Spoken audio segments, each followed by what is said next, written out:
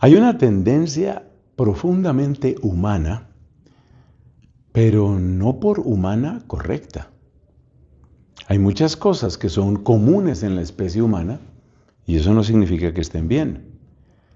Esa tendencia es la de considerarnos superiores a los demás y por consiguiente considerar a los demás inferiores a nosotros y empezar a despreciarlos.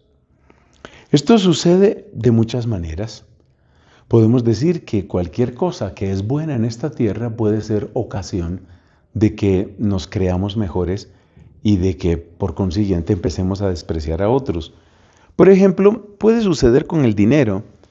Yo soy de los que tienen dinero y esos son los pobretones. O yo soy de los que han tenido mucho estudio y esos son los ignorantes.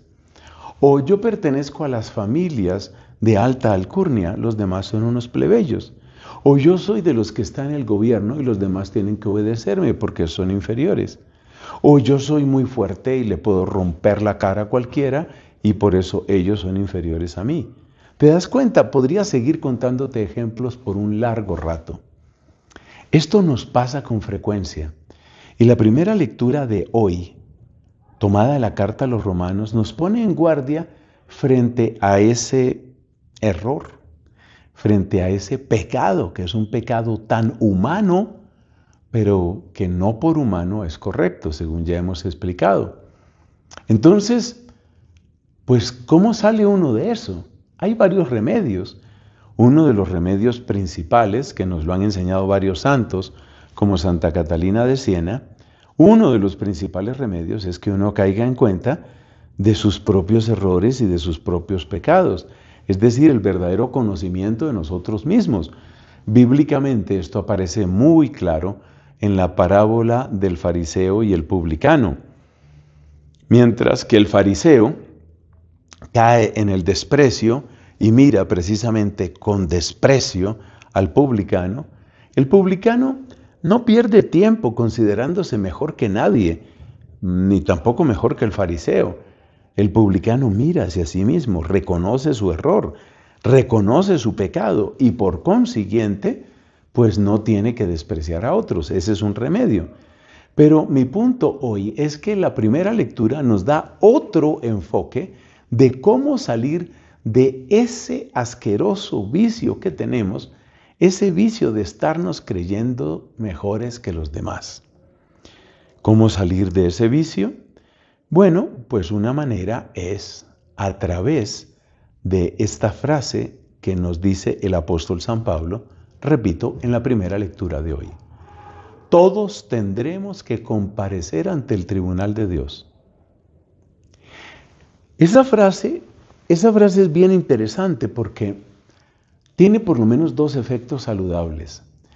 En primer lugar, el hecho de que yo tenga que comparecer ante el tribunal de Dios me devuelve a mi condición de criatura. Yo no soy Dios. Es que en el fondo, mis hermanos, lo que existe, lo que está detrás de eso de despreciar a otros y de eso de creerse uno mejor que otros, en el fondo lo que hay ahí es un deseo que puede estar un poco larvado, que puede estar bastante explícito, un deseo de tomar el lugar de Dios. En la medida en que yo recuerdo que hay un Dios y que ese Dios me va a juzgar a mí, entonces yo vuelvo a mi sitio, vuelvo al lugar que me corresponde, y el lugar que me corresponde no es el de ser un diosecillo, el lugar que me corresponde es ser criatura. Y en la medida en que yo recuerdo que soy criatura, pues dejo de tener esas pretensiones de ser un Dios que puede despreciar a los que son menores. Ese es un bien que tiene la frase de San Pablo.